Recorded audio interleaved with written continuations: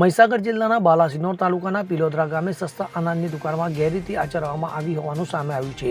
તો સરકાર ગરીબો માટે કરોડો રૂપિયાના અનાજના બજેટની જાહેરાત કરે છે, ત્યારે આ દુકાનદારો પોતાની મનમાની ચલાવી રહ્યા હોય તેવું જોવા મળી રહ્યું છે. તો ગરીબોને અનાજ ઓછું આપીને તે પોતાના પેટ ભરી રહ્યા છે, તે એક જનતા માટે પડકારરૂપ સાબિત થઈ રહ્યું છે. તો સરકાર ગરીબો માટે અનાજ આપી રહી છે, તો આમ જનતા માટે ગરીબોનું અનાજ ઓછું આપીને ઘોર બેદરકારી ચલાવી રહ્યા છે. તો આના માટે જવાબદાર કોણ?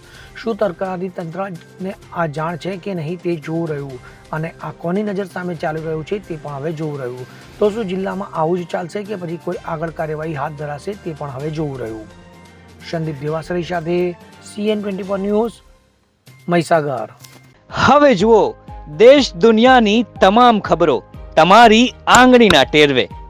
ઉઠાવો મોબાઈલ અને Google Play Store પરથી ડાઉનલોડ કરો અમારી CN24 ન્યૂઝ મોબાઈલ એપ.